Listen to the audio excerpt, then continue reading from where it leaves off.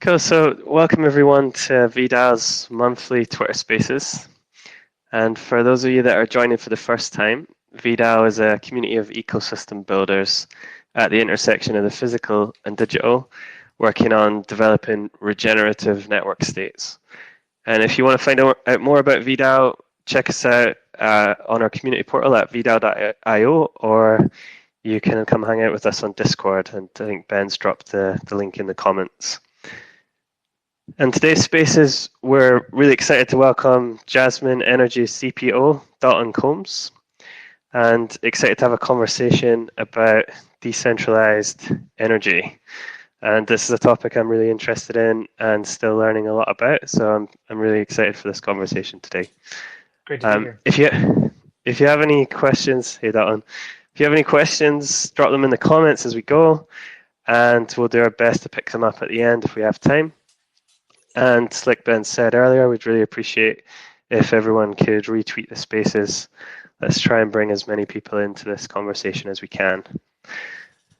Cool. So now that I've got that spiel out of the way, I just want to take this opportunity to thank you, Dalton, for taking the time out of your busy schedule to join us today. And I'd just like to invite you to introduce yourself and also to tell us a little bit about your why.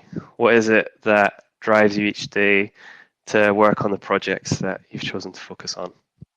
Absolutely. So I'm Dalton Combs. I'm the CPO at Jasmine Energy. Uh, my background, I've got a PhD in neuroscience and economics, and I've been working in startups for 15 years. A lot of different topics from uh, healthcare and behavior change around healthcare to smartphone addiction to metabolic health and now energy. The why for what we're working on at Jasmine. So at Jasmine, we work in renewable energy finance, particularly solar, and we're focused on market-based incentive programs. So renewable energy certificates first and foremost, but as I'm sure we'll talk about later, there are a lot of ways that different groups would use market forces to incentivize different types of energy, and we help make those markets actually function. And my why for what we do at Jasmine is, it's somewhat, uh,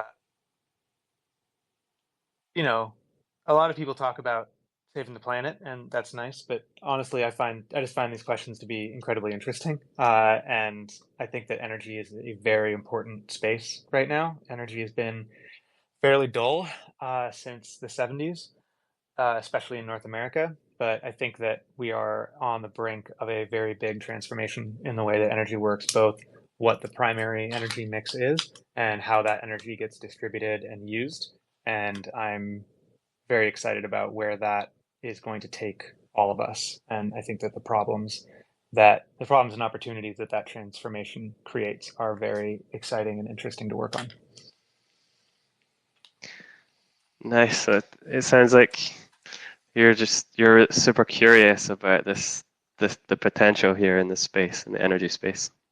Yeah, I mean, it's the grad student in me, right? It's first and foremost like I'm a very curiosity driven person. Yeah, I love that. Love that vibe. So you kind of touched on this with the shifts in the energy space. Um, and I'm wondering, like, just to double click on that a bit, like, with the cost of renewable energy sources like solar and wind kind of dropping rapidly, what do you think the energy landscape is going to look like in the next, say, 10 years or 20 years? And do you think that there could be energy sources that are like phased out entirely in that time frame? Yeah, so one of the big interesting changes is the rise of storage. Storage was a sideshow in energy, but it's going to become center stage. And I don't just mean batteries, because when we think about fuel and like energy, there's two ways to think about it. There's primary energy, which is where do the original joules in the system come from?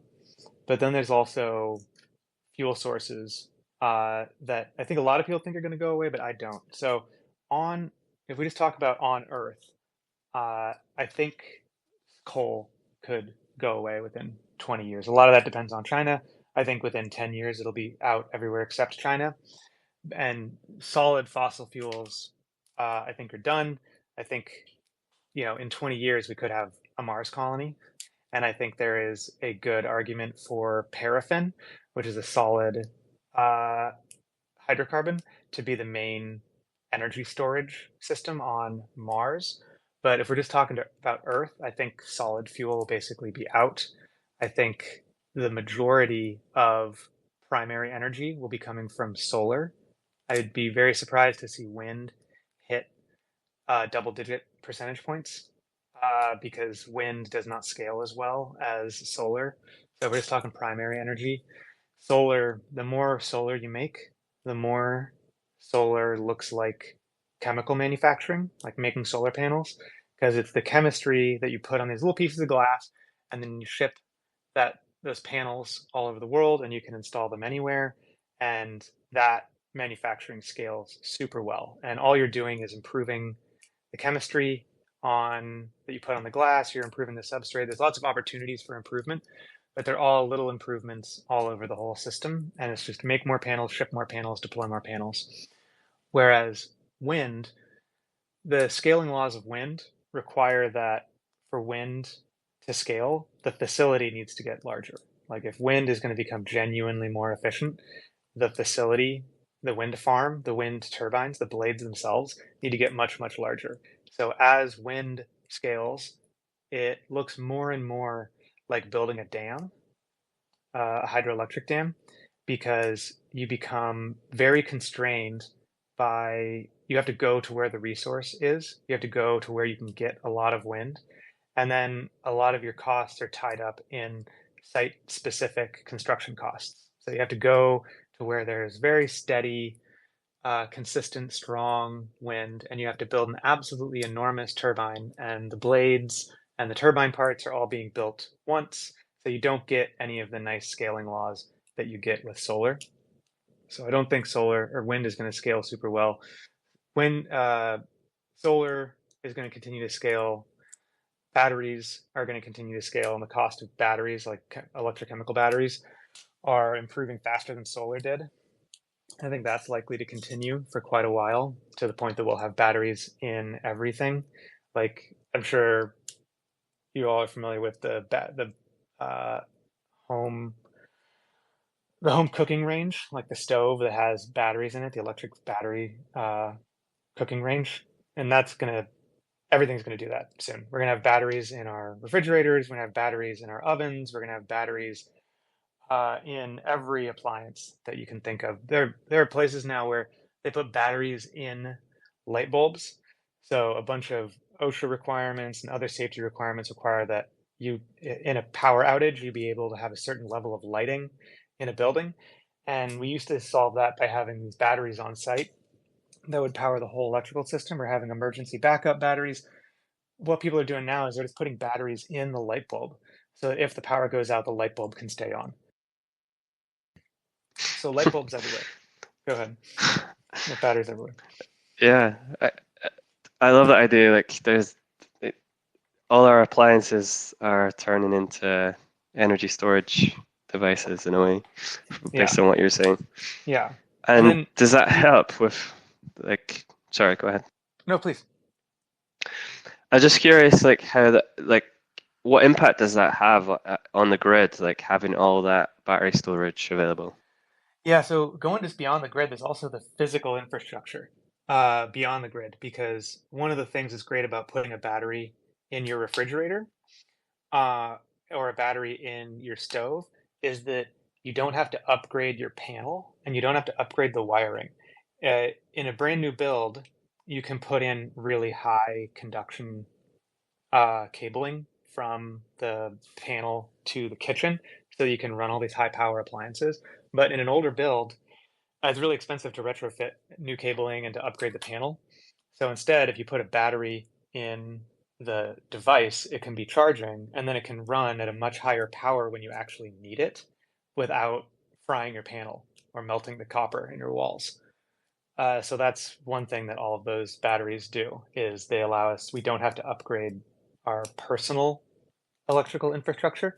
And the same thing applies to the grid, where you can actually get, and this is a bit inside baseball, but they now have contracts where if you're buying line capacity, they put batteries on both sides of the line capacity, and you can buy line capacity off hours and like move electricity through the electrical grid in the US.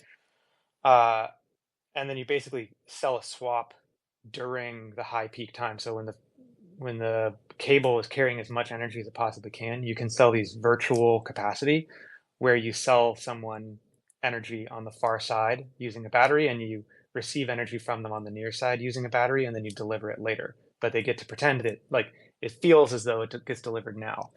So that sort of grid scale batteries help with that, and it's very analogous to what it does to people's individual homes. Um, and another thing that it does, we're seeing huge increase in home energy use for the first time in 50 years. Home energy consumption stopped rising in the 70s in the developed world, North America and Europe. But it's rising again now, and we're having difficulty doing all these line upgrades. And so distributed generation, so having solar on people's roofs, um, means that you don't have to upgrade the lines, that is the hardest thing to do, is to upgrade the lines. So if you build a big nuclear plant in the middle of nowhere, you still have to get that power to somewhere. And so we're also seeing a decoupling of what used to be called the distribution system, so like the local electrical systems, from the uh, transmission systems, these big long distance transmission systems. And the distribution network is becoming more and more independent. There are some cities, I think San Francisco is one, where you need, if all the solar panels in San Francisco disappeared, you couldn't get enough electricity into the city to power the city. That, like, the cable is not enough cabling to get the power in without the local generation. Like, you need the local generation for the city to work. Wow.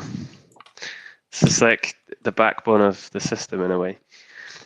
Yeah. And do you think do you think it's realistic to expect that in the future we could see a kind of 100% a situation where we were reliant 100% on renewables?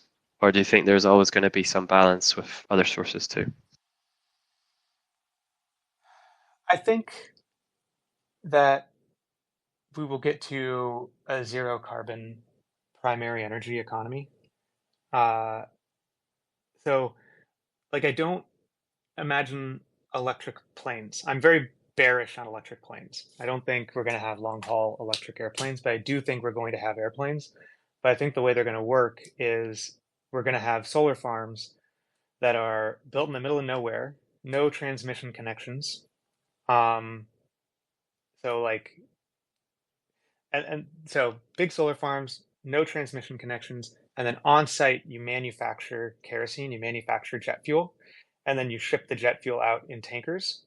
And that's how we're going to power planes, is we're going to make jet fuel from solar energy and ship it to airports. And so we'll still have planes flying on kerosene, and we'll still have fossil fuels. Well, it won't be fossil, hydrocarbon, non-fossil hydrocarbon, right? We'll have solar hydrocarbon. But the primary energy, I think, could absolutely become zero carbon, just fusion, fission, solar, wind, geothermal. And then, geothermal is my sort of, it's at 0% right now. But I could see it becoming very big, largely because I think it looks like the stuff that people are doing to apply the technology from hydrocarbon fracking to geothermal looks like it's working well. And if that works well, that will scale very fast because fracking scaled incredibly fast. So especially in North America, I think we could have a lot of geothermal. Other countries are not as friendly to fracking, so it might take longer, but there could be a lot of geothermal in North America. But the question Well, of the blend, like the primary blend, I think will be very solar heavy. cool. I'm curious to hear more about this geothermal piece. Is Yeah. what's the relationship with fracking there? Because I always associated geothermal with like heating and stuff, but does this have Hmm. applications in terms of the energy grid too? Yeah, so geothermal means a couple things. You're probably thinking like ground source heating, where Yeah, yeah, you take a heat pump and you pump cold into the ground to heat a space, or you take heat and pump it into the ground to cool a space. That's a thing. This is much deeper, like geologically. Uh, and so there's some places where you have, like Iceland, is all of their energy comes from geothermal uh, energy, and it's because they have rocks that are very hot, very near the surface, very porous, and very hydrated. They're very high in water. Like the rocks themselves are very hydrated. So you got a perfect storm of the geology in Iceland for uh, geothermal. And so one of their biggest exports is aluminum made using zero carbon geothermal electricity. Not everyone is so blessed geologically, but what we've learned, in the same way that you needed a certain geology to get oil out of rocks, like you needed a source rock that was creating fossil fuels, and then you needed a reservoir that would collect the hydrocarbons as they were generated, and then you could go and tap it, and you need to get the geology just right. What fracking of hydrocarbons allowed us to do is suddenly you could access hydrocarbons that were not in those ideal geological situations. And we're applying the same techniques to what's called enhanced geothermal systems, EGS. And with EGS, you go to an area where maybe the rocks are very hot and near the surface, but they're not porous. So you can't pump water through them. And they're not naturally hydrated. So you can't just have the water bubble out of them like it does in Yellowstone, for example, or in Iceland. So you go and you fracture the rock, and then you pump water from the surface down into the system. And it goes through all of the fractures, collects the heat, and brings the heat back up to the surface to spin a turbine. And the promise of this is that you can 100 or 1000x the number of places on Earth that are amenable to geothermal generation. wow. So you can create like a little or a big Icelandic power Yeah, generation system. yeah, you can Nice, create little Yellowstone parks everywhere. nice, nice. And so zero carbon runs consistently, has very good dispatchability. It's very easy to turn it up or turn it down. People have shown you could even kind of use it as a battery, where you turn it off for a little while and the water gets extra hot. And it's like 8 to 8 hours kind of time frame, and then you turn it on, like you open the gate, and the water comes out extra hot, and so you get a big surge of generation. So you can kind of use it as a battery. So I think Wow. EGS is going to be big. Hmm. E-fuel, and EGS are the ones I think most people don't think about. Like the e-fuel is like electrically derived hydrocarbons. So natural gas, ammonia made using solar power are going to be big. Hmm. And that's what you think that will probably move into the aviation sector, like e-fuels and stuff. Yeah, yeah. We're going to. I think planes are going to continue to fly on jet fuel. Jet fuel is great. It's incredibly energy dense. It burns fairly clean in the sense that it doesn't produce a lot of NOx or a lot of carbon monoxide. Like we can burn it very clean, and it's very fast to fuel a jet. Uh, the idea that we're going to get to and it's a drop-in replacement. So we already have all this infrastructure for moving jet fuel around and for putting it in planes and for like burning it in planes. Like the planes already exist and the airports already know how to handle this stuff. So as opposed to the whole aviation sector moving on to an electric system, I think the drop-in replacement for kerosene is much more likely. Cool. It's really interesting to hear your perspective on this kind of macro lens, like what's happening in the industry and stuff. And I think it's clear that there's a lot of experimentation happening, a lot of innovation, and I'm excited to see how that plays out in the coming years. But I'm interested to kind of bring it back down to the micro and like the Yeah. kind of household neighborhood level. That's something that we focus a lot on in VDAO is like regenerative living on a personal level or a local level, neighborhood level. So I'm curious about your thoughts on like residential solar in particular, like what you think about like any trends you're seeing in that space, and also the relationship between kind of small scale residential and neighborhood solar and a more decentralized grid or energy system. Yeah, one trend is that installations are getting much larger, both physically, and then because the panels are getting more efficient, also the generation potential of these installations are getting bigger. And yeah, and then we are getting batteries and VPPs, which we can talk about in a minute, are right around the corner, hopefully, finally. Uh, One problem that's still a big problem that I don't have a solution for, and I think it's going to be a require a lot of both policy and entrepreneur work, is apartment buildings and multifamily is we're missing out on a lot of it's a lot of surface area in cities that are not single family homes. And the problem is the landlord has to pay to have the panels put up, but the uh, tenant sees the benefit of reduced electricity costs. And that problem affects commercial real estate, where you have like most warehouses are not owned by the companies that work in those warehouses, and then residential as well, where the people who benefit from the panels are not the ones paying for the panels.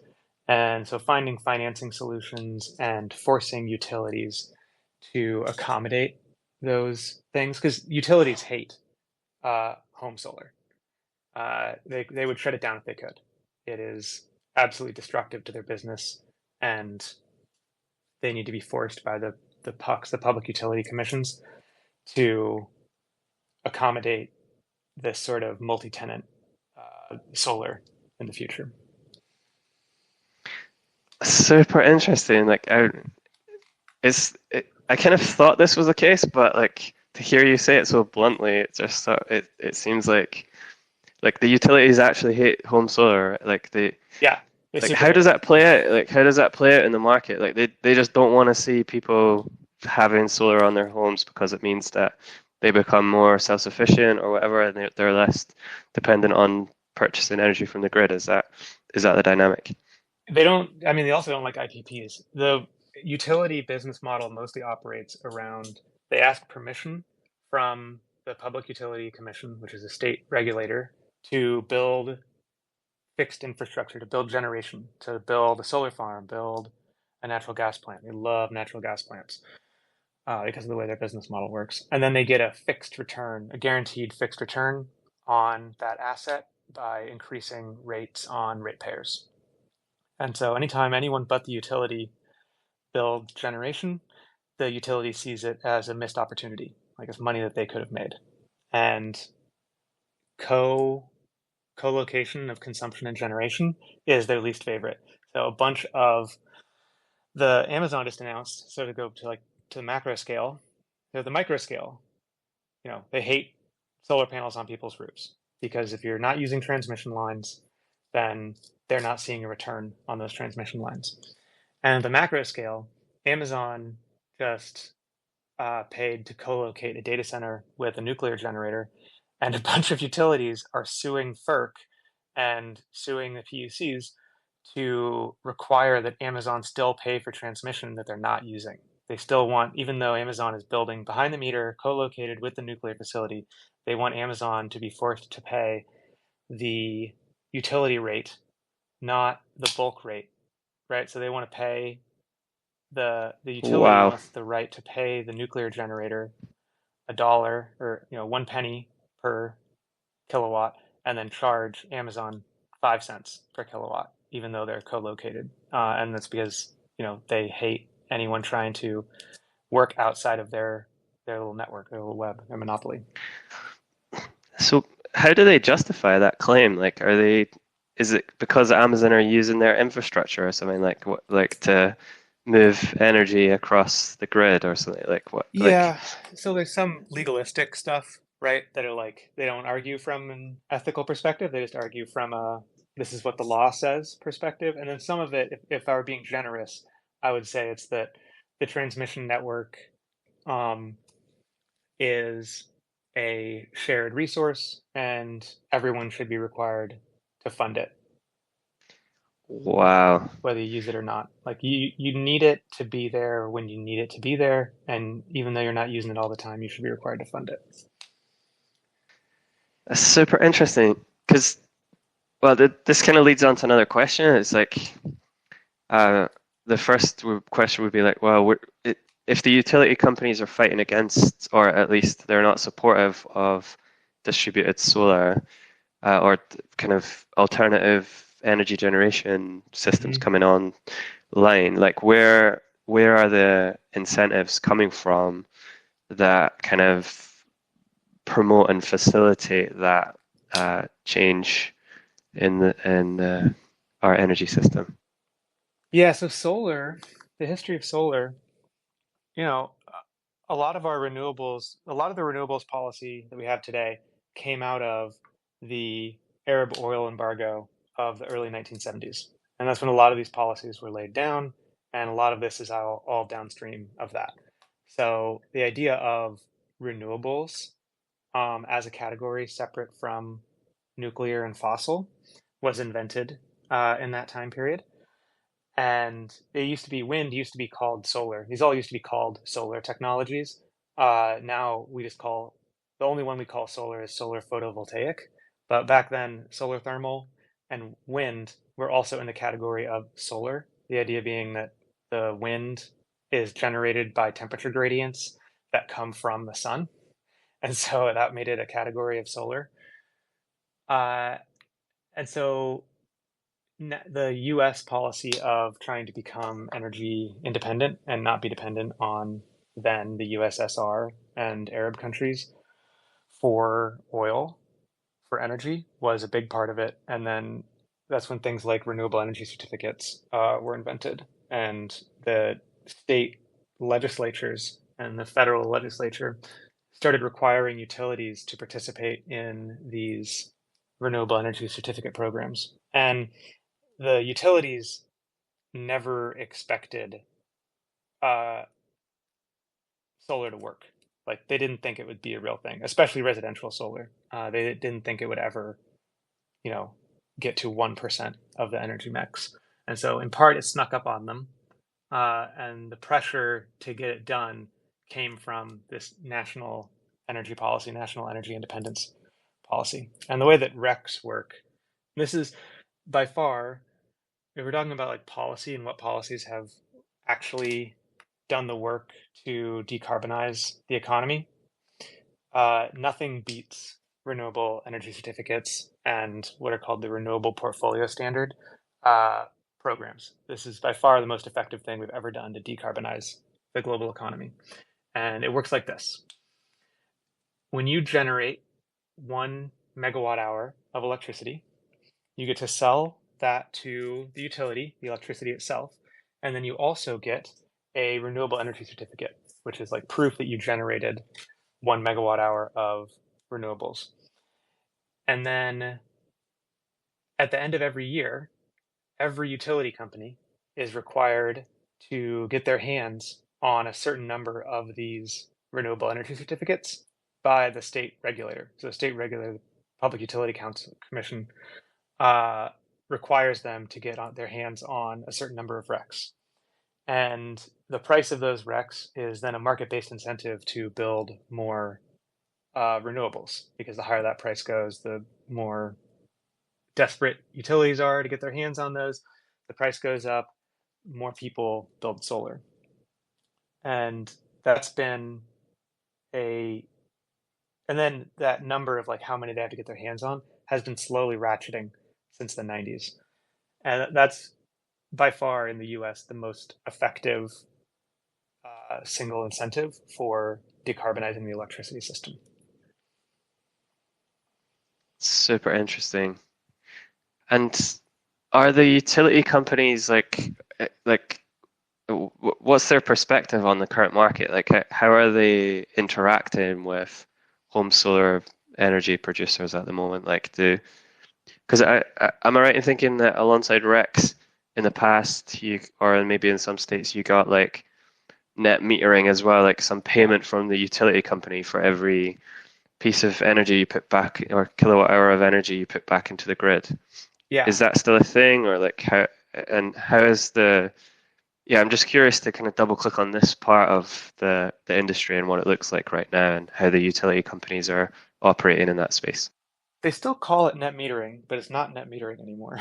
So, um, yeah, you're right that the way it would work, and this is back when they thought solar would be a sideshow, was they agreed that uh, your bill at the end of the month will be the amount of electricity that you took off the grid minus the amount of electricity that you put back onto the grid. That's the basics of net metering. Uh, and in states with high residential solar penetration, so like the U.S. or California, for example, uh, that would absolutely, if that were still the law of the land, every utility would be bankrupt. We would not need to find a different way to manage the construction of transmission because it just wouldn't. The utilities would not be making any money anymore. And so you see is the payer rate, the residential rate keeps going up, but so the utilities can't afford pay net metering. So what they do now, we're in NEM 3, so it's net metering, net energy metering 3 in California, is that uh, first of all, the rate that you pay them and the rate that they pay you are different now. So they pay you the wholesale rate, which is the rate that they pay industrial solar farm out in the desert, or the rate that they pay a nuclear power plant, or the rate that they pay a gas power plant. That's the wholesale rate. They're going to pay, they pay homeowners the wholesale rate. And then also the rate just for solar that they are willing to pay changes throughout the day. So there are like surge times and there are cheap times. And so they pay very, very little when they buy solar from you, but they still charge you the high residential rate if you need to pull anything from the grid. In other states, they have fixed annual interconnect costs. They're trying to negotiate that with the PUC in California as well, where if you're connected to the grid, if you never pull a single megawatt, you still have to pay a fixed annual fee for the privilege of being connected to the utility. And it's illegal to have a solar farm of a certain size not connected to a grid. So, and it's illegal to have a home because like we want homes to have electricity. So it's illegal to build homes that are not connected to the grid, even if that home uses like draws 0 megawatts, 0 megawatt hours. Wow, this is totally wild. I guess like from a purely kind of like fragility or anti-fragility standpoint, if we wanted to make the most anti-fragile system as possible, we would want as many people in the system to have residential solar. But in that system, it sounds like the utility companies are actually a blocker to that, to realizing that future potentially. Yeah, the whole business model of utility monopolies in the U.S. are absolutely a barrier to a fully decentralized, robust energy grid. The other thing that we should want, and I think we're getting more of, is we should want more companies to figure out how to contest the wires, is the jargon that the energy economists use. But basically, we want alternative energy distribution. So we have local generation, we got local storage, and we have the power lines for distribution. It would be great if we had some other distribution networks that did not rely on the transmission lines.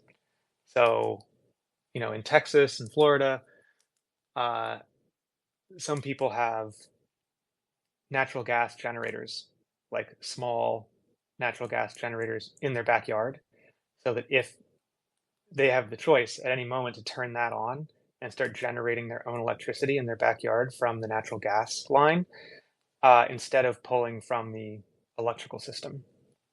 So that's one example. A bunch of reasons I don't love that example. Like I don't love that alternative, but we want more alternatives uh, to the wires. So, for example, could you have charged batteries delivered to your house the way we used to have milk delivered?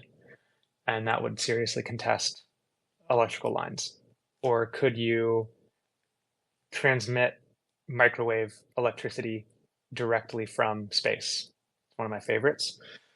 But yeah, is there anything we can do? Because this is what cell phones did to high-speed internet. Is cell phones contested the cable monopoly for internet, and it did fantastic things for the affordability and resilience of our communication system. And so finding a way to get around the monopoly of the transmission grid would do a lot for the resilience and efficiency of our electrical system if they weren't able to really be a monopoly. Yeah, I love the idea of the delivery system. Like, is there anyone experimenting with that in the space at the moment that I you've haven't. seen? Well, so let's talk about VP. Oh, we'll get to VPPs, which is partly a contestation of the utility monopoly, but Hmm. we've seen it at the transmission level. So distribution is the Okay. name for the little wires that you see on poles, and then transmission are the big, giant aluminum towers. The one thing that's happened in transmission is, um, so one example is in the Pacific Northwest, there's a train. They built all of these massive wind farms in Montana, and they didn't have any way to get the power to the coast where people wanted to consume it. And they just could not get the utilities uh, to approve the construction of the transmission that would bring all of that cheap wind to, and the people who had land in between, no one wanted to build the transmission. So this company bought a rail line, and twice a day they have a train that goes out to the wind farm and charges up. The cars on this train are nothing but giant batteries, and they plug in and charge up, and then they take that train to the coast and hook it into the grid there and discharge them onto the coast. And then they drive the train back to the wind farm to charge it up uh, and do that all over again. And so they do that a couple times a day. So that's one example of basically door-to-door battery delivery. And then there's this stuff about like, I was talking about before about the e-fuels, where you go and you build a facility with no plans to ever connect it to the transmission grid and just take the energy out as hydrocarbons, as synthetic hydrocarbons. That's another. And there's also another company that does they uh, aluminum metal, like aluminum foil. The aluminum my laptop is made out of. Aluminum is more energy dense than gasoline. Okay, a kilogram of aluminum contains more potential chemical energy than a kilogram of gasoline.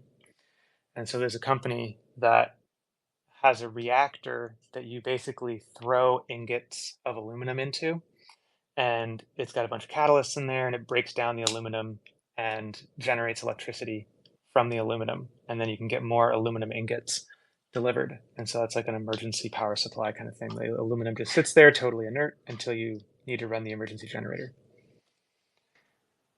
Wow. This conversation is like totally blowing my mind here. I could go off in like several different directions and spend a long time on this, but I wanna respect firstly your time and also the questions from the audience to make sure that we get to those. Um, Before we do that, there's a couple of things I wanted to double click on. Mm-hmm. One is the renewable energy credits that you mentioned earlier. I'm curious, there's a couple of things I'm curious about. One is like, can people with home solar access those? That's the first thing. That was a great question. This Yeah. the second thing is like also where Jasmine Energy fits in this whole picture, because I know that your project's operating in this space, and I'm curious to hear more about that. And then finally, you also mentioned the virtual power plants thing as well. So maybe we could just go through those three, and then have a bit of a look at that, and then come on to questions after that. Yeah, so it is very difficult for homeowners to get their hands on their RECs. It is like you are legally entitled to them. They are property that, and like any other property, you have property rights to your renewable energy certificates. There's a bunch of paperwork you have to file to actually get your hands on them, but it is your right. It is your property, and most people don't do it because the fixed cost of doing all that paperwork makes it not worth it. We're about to launch a direct to consumer version of our product. Today, we mostly work with IPPs, like small grid scale producers, but we want to do a direct to consumer one where homeowners can get their RECs by registering with our site. If you're interested in that, um, I don't know. Matt's gonna kill me for saying this, but probably jump in our Discord and give Matt your email address. Matt, I don't know if you want to put up um uh type form or something real quick. If people come in and say they want to get on the mailing list to be notified when the direct to consumer version of the app launches. But yeah, we want to make it easy for homeowners to get those rights. And because we have this pipeline that makes it easy to file the paperwork, Matt's giving me a thumbs down. He's very not happy. Everyone told everyone to go yell at Matt Mayberry in the Discord. Um, and uh, we'll, yeah, we have this pipeline for processing the paperwork, and so we'll make it available. That same pipeline, this AI pipeline, which I'm very proud of. It does a bunch of cool stuff. I thank all the engineers on this call for building it. It basically it reads PDFs. So you put in PDFs and it uses large language models and AI to read those PDFs and extract the information from them, and get that information into the paperwork to file it with the state to get homeowners their renewable energy certificates. Uh, so yeah, you don't most homeowners don't get them, like almost none. And so if you want them, come tell us about it and we'll get you on the mailing Yeah, list. I can think of at least one, if not more, members of our community that would be really interested in that. So I'm sure they'll be hitting up your Discord soon.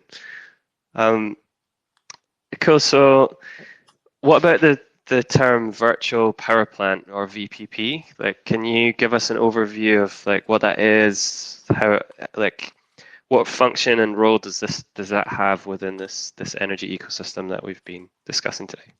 Yeah, so a virtual power plant um, is the idea of if you've got solar and I've got batteries and we're next door neighbors, I should be able to like buy electricity from you at whatever cost you and I negotiate together, right? It shouldn't be that I have to go to the utility. Everyone should be allowed to work directly with their neighbors, right? And that's sort of the intuition here is like if everyone on the grid is both a consumer and a generator, then this old paradigm of the power plant solar farm is out in the desert, it gets transmitted to consumers who consume. Like that paradigm doesn't work anymore if everyone is a consumer, storer, generator of energy. And so then people had to figure out, okay, so actually how are we going to actually make that work? How are we going to bring that vision to life?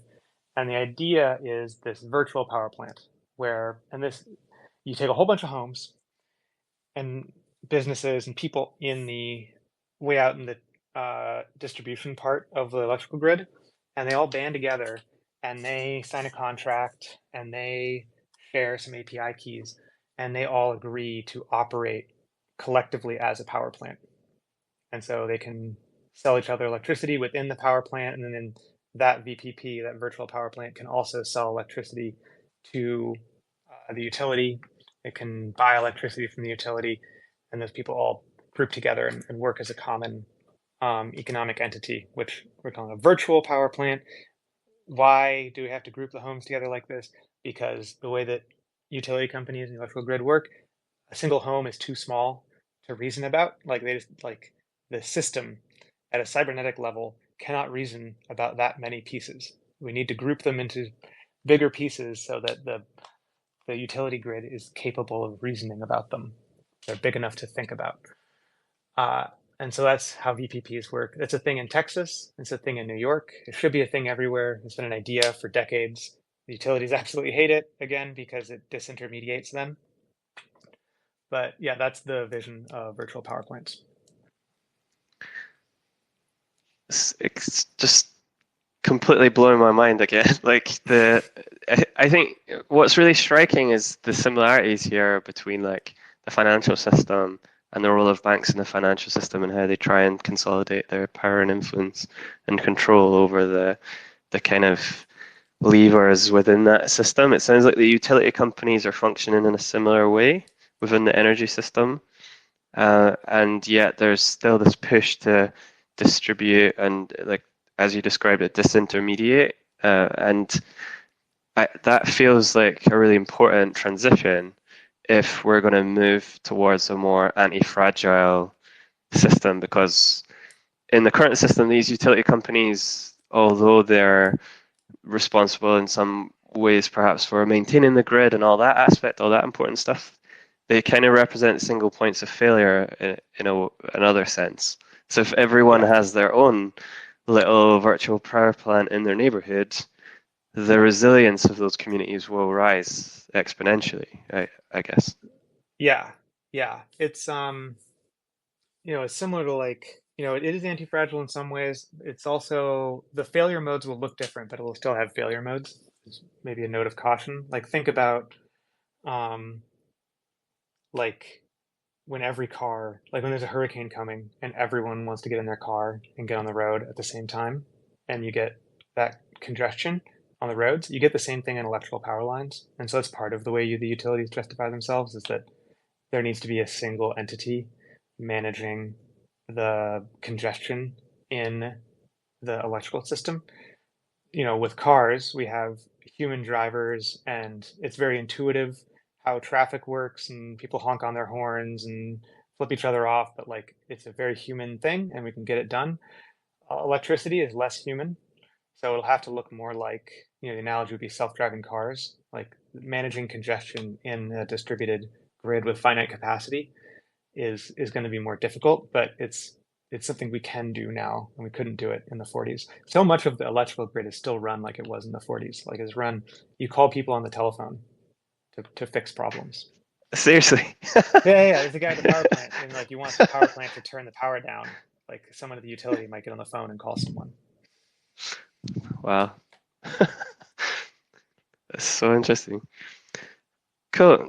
I feel like we could go on and on, but I want to pause here and bring in some questions from the audience. If anyone that's listening wants to come forward and ask Dalton a question, please raise your hand and Ben will invite you up. I've also got two questions here that came in from the comments from John. The first is he says buying and selling virtual energy capacity reminds him of what Grid Plus was trying to do in like 2017. He says maybe it was too early then, but can this sort of thing scale now? Soon. So my very first startup idea in college, was like I wanted to do something with virtual power plants. Like I read the position papers on this and I was like, "Oh my God, distributed energy. Yes. Yes, everyone should be a generator. Everyone should be a consumer. There should be a mesh network. It shouldn't be this top-down control system." And that was like 20 years ago. So like we're uh we're still waiting for basically the legal regulatory system to catch up. And there are like grassroots, like don't wait for permission kind of stuff. That's how renewables first got permission. There was an illegal uh, wind turbine installed somewhere in New York City, I think, and connected to the electrical grid and began generating for this one home. And they started pushing electricity back onto the grid, and the grid sued them, and it went to the Supreme Court. And the Supreme Court said, no, they're allowed to do that. And that's how we got independent power producers, like small scale generation and renewable and like home solar all became legal through that decision, and the PUCs had to figure out how to implement that. So I don't remember where I was going with this. Oh, It feels like maybe, there's a maybe. lesson in there, right? Like for the like just hook up your renewable system and then maybe it'll work out. Like Yeah, yeah. this, the Call, Supreme Court backed it in the end. yeah, Supreme Court, and like also, call your PUC. These guys get no phone calls. Like you can the PUCs, they post stuff on their website. They ask for comments, and no one comments, right? Like no one comments. You want to make a difference in your state and make it easier to do decentralized renewables in your state. Comment on the PUC. Tell them you want to live in ERCOT. You wish your grid worked like ERCOT.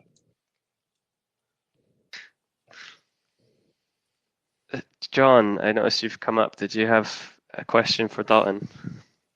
Yeah, thanks. This is completely fascinating. I agree. There's many, we could do many follow-up sessions on these different subtopics. I'm particularly interested in the one you mentioned, the RECs. So I live in New Jersey. We still have RECs. You're right. Yeah. I spent probably 5 hours trying to get signed up for it. These crazy websites, hard to use, and then found out that my solar installer had automatically signed me up for one. It hadn't. They had notified me and all that. Mm-hmm. But turns out in the end I didn't have a choice.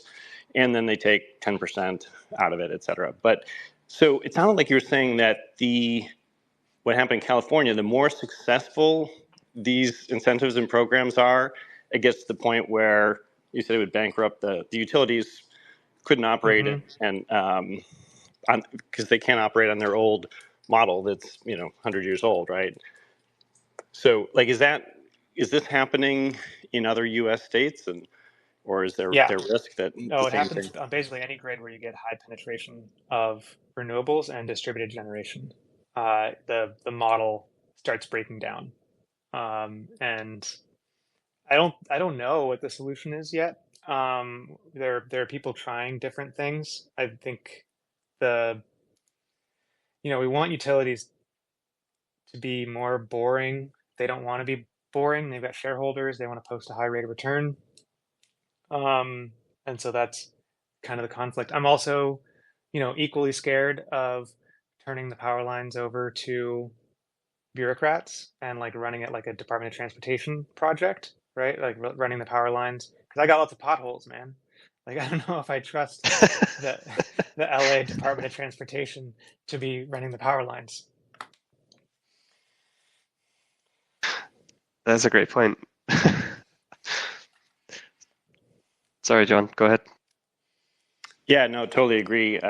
I think we trust consumers to take the incentives and install solar on their roofs and participate in all that. So decentralizing, to your point, helping people understand this stuff better. I can completely identify that there's requests for comments that no one knows about, not enough people comment on, and thus they just keep plowing ahead with their old models, and a lot of those utility companies, it's not there's shareholder returns, but there's also huge yield built in, right? So they're monopolies. So Yeah, yeah, no, they are the monopoly for the power lines. I think the default situation is that the utilities get uh there's like two ways it could go, like right now by default. One is the net metering rules just keep getting more and more aggressive and they effectively kill distributed solar. And the other way is that they do get effectively uh, um, um, taken over by the state and run like the DOT, and they become less stable, and people contest the lines out of need, like alternatives to consistent power generation. There's a reason South Africa has really high solar penetration and really high battery penetration, and it's because they do not trust their utilities to be reliable, like to be able to reliably manage energy distribution. Yeah, good point. It's not like it's even perfect. I mean, yes, we need it, like your analogy of, crowded highway when there's a hurricane, when we need electricity, but it's we still get blackouts and brownouts and all these issues because the grids, my understanding, we're not built for the system that we have. Certainly weren't built for two-way and local transmission, right? Yeah, yeah. And they weren't expecting every car to run on electricity, and they weren't expecting every stove to run on electricity. Like they were not expecting this much residential consumption. Thanks for your question, John. I just wanted to, before we come to you, Shannon, in just a minute, I wanted to pick up on that point there about the net metering. Do you think that if that was just phased out completely, that would change it sounded like you were saying it might kill this distributed decentralized solar kind of growth in that market? Do you think that those incentives are really crucial in terms of making it affordable or making it a viable investment decision for someone to put a kind of solar panel system on their house and get a battery and all that stuff? They are less important than they used to be. So this is the kind of like the spiral, right? This is the double-edged sword, is that the more curmudgeonly the utilities become, the less important they become. Because with, with generation and storage, if they get cheap enough, you just don't need a grid connection. And so the more people who build solar on their roof, the more that the utility has to charge everyone who stays connected, right? So when you put solar on your roof, you're like opting out of funding the transmission, right? And so the smaller number of people who still use transmission have to bear that full cost. And then as more and more people opt out, fewer and fewer people are bearing the cost of funding the transmission. So the economic incentive, to leave, to defect, goes up and up and up. The higher the penetration goes, which is why utilities are pushing for things like fixed interconnection costs and like charging you for your consumption and then paying you for your generation, but like at very different prices. So even though you have solar on your roof, they refuse to buy it from you and get the state to require, like they want the state to mandate that you have to buy power from them, even if you're generating your own. So, yeah. Super interesting.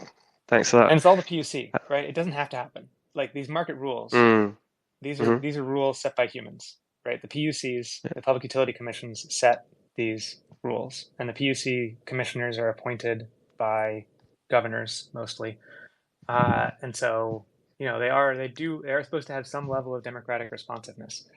So you can send them angry letters, you can give them comments. I wish more like boomers would go to PUC meetings and fewer would go to local design review meetings. We can get more homes built and get more transmission built.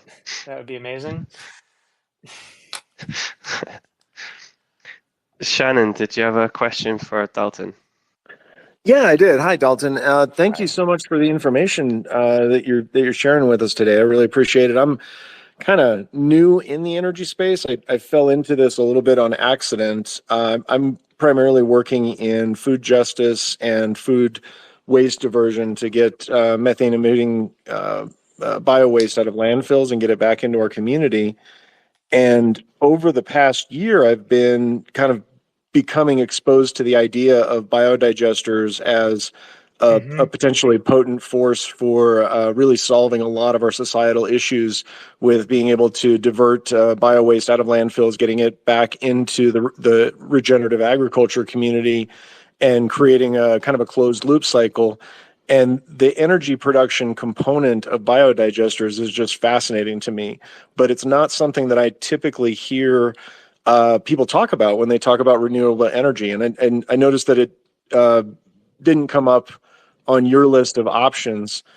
And I'm just kind of curious if that's being discussed in renewable spaces as an option, and if particularly if cross-sector collaboration ideas are, if there's a hunger for that in the energy space for connecting up with groups that are working on things where energy is not necessarily the point, but maybe a happy side effect of the impact that we're working towards.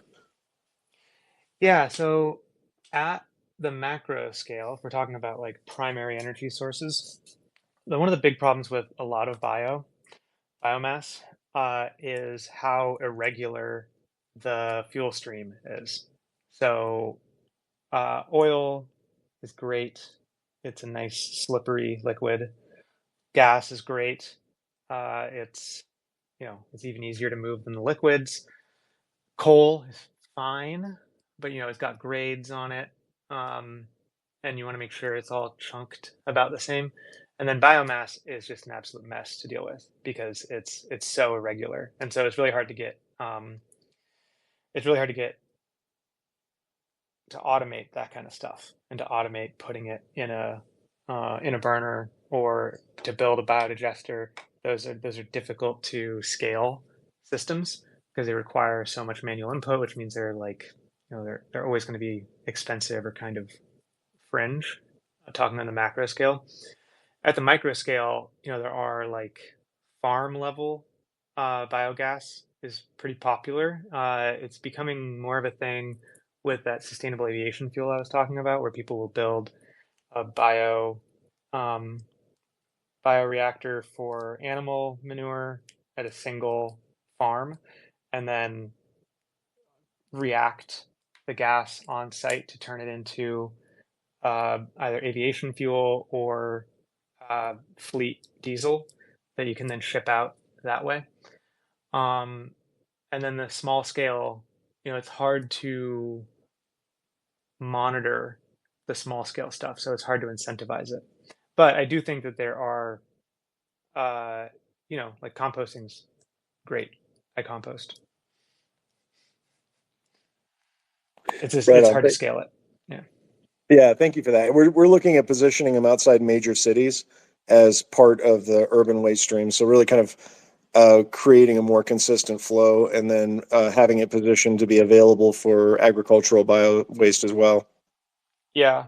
I know LA Municipal Waste has a facility where they take all of the green waste, like when they do tree trimmings in the city, they'll take all that green waste out and they have uh like they'll do composting and they do those inside of bioreactors and then they'll give you the compost for free if you ask the city government.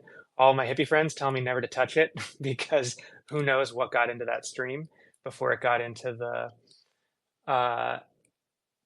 the composter.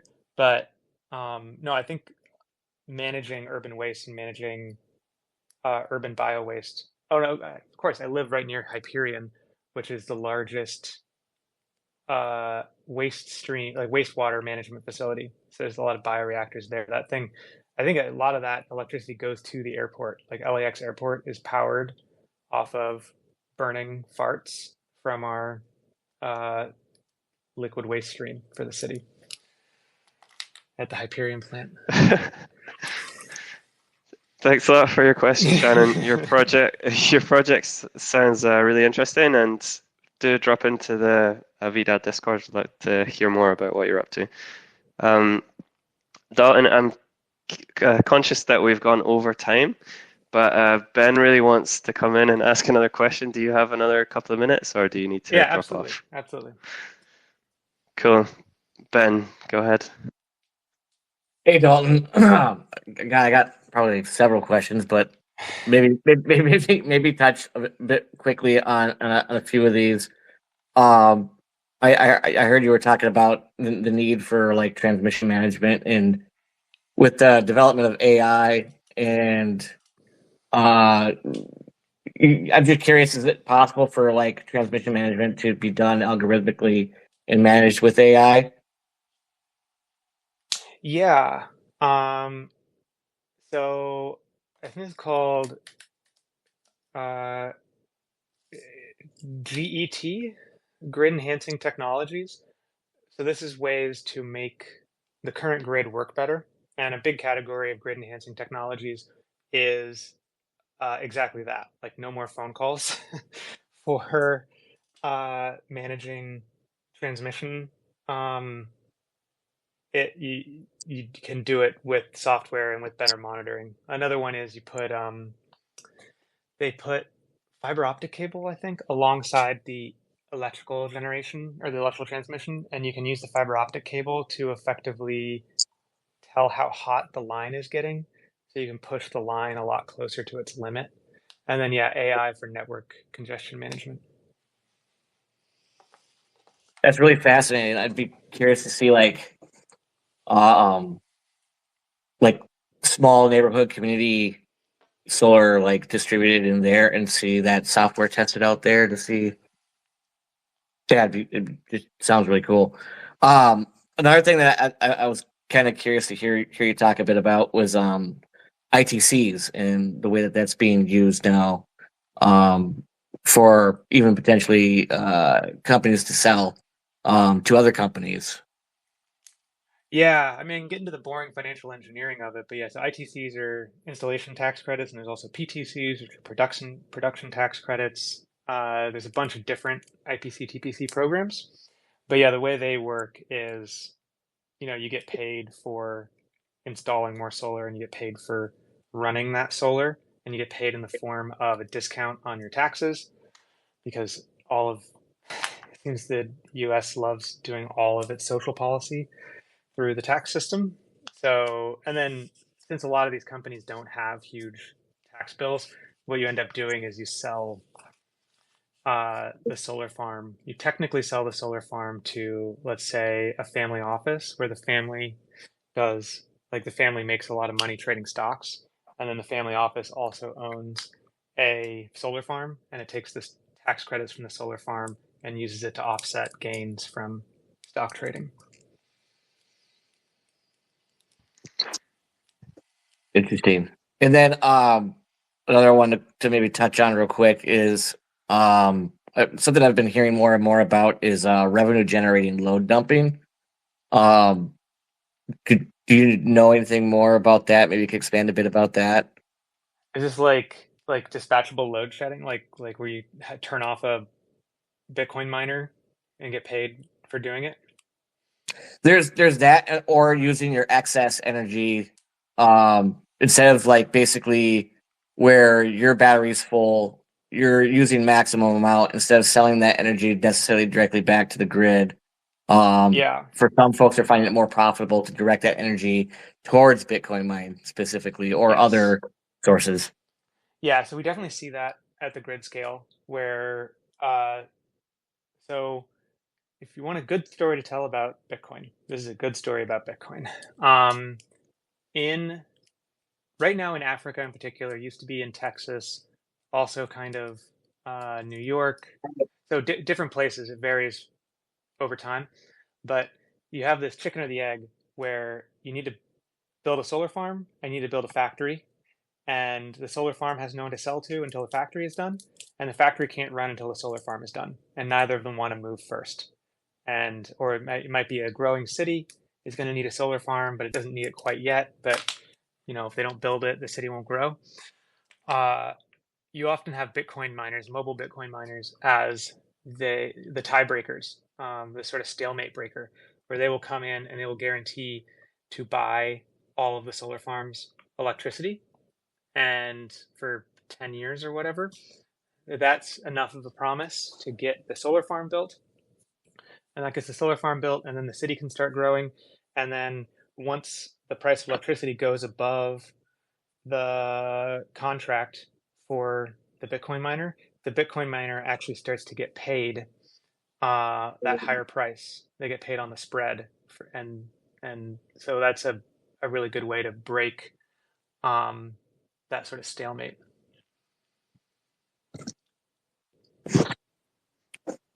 Yeah, that's really fascinating. So, And so that's similar, right? That's similar to that kind of load shedding. Oh, and one other story is that we do see people do this residentially as well, where there are companies that will mail you a Bitcoin miner as part of a solar installation, and then if you ever get an electric car, then you can mail in the Bitcoin mining rig, and now your electric car takes the excess energy. But like you do this until you know, pay off the solar panels until you can buy an electric car. Interesting. So it basically acts as a way to subsidize the cost of having the solar installed. And in some cases could even maybe incentivize building a solar system onto your home for residential that's even bigger than what your needs are. Yeah, what your needs are today, with the expectation that your home is going to continue to electrify, and eventually your water heater is going to get off gas, and your stove is going to get off gas, and your car is going to get off gas, and you'll need that solar. You'll need that energy later, and so it breaks the stalemate of like, well, I don't need the solar to like get the electronics, but the electronics are going to be expensive if I don't have the solar, and so it breaks it. There's that small scale, but you get that same dynamic at like the country scale where you need to build the solar farms before industry is willing to show up and invest in factories, and you don't have anyone to sell the solar to until they show up. Interesting. And then I did see, I happened to miss a question that came in from Steph. So I guess I have one or there's two questions tied together here. Coming in from Steph Curdy. The Kardashian scale question, why don't we ship all computation to orbit around the sun and send results back to Earth? And then the question that came after that was, what do you think about energy-based money that more accurately reflects energy as a unit of account in the economy? So the first one, I think we're going there. I think that we are going to start doing like putting solar panels in space and then sending the electricity, like sending the energy down as microwaves or something that's much more transparent to the atmosphere. One, for land use reasons. So, eventually we are going to run out of space. We're not there yet, but like solar will get so dominant for the electricity grid, and our energy needs are going to keep growing. So we will run into land use conflict, and no land use conflict in space. So put the generators up there. When you're in space, the sun is about 8 times as intense because you get all of the energy that is not filtered out by the atmosphere. The atmosphere filters most wavelengths of light, and so the light in space is much broader spectrum, and it's about 8 times more intense. And then you pick a single wavelength that you can get through the atmosphere, usually either infrared or microwave, and you beam the energy down. And then those beaming facilities can be the target for a very large number of satellites. Compute's a little harder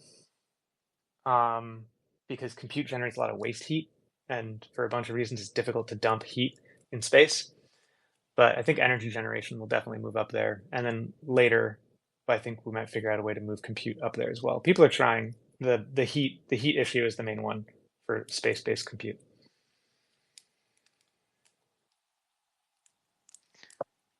Cool.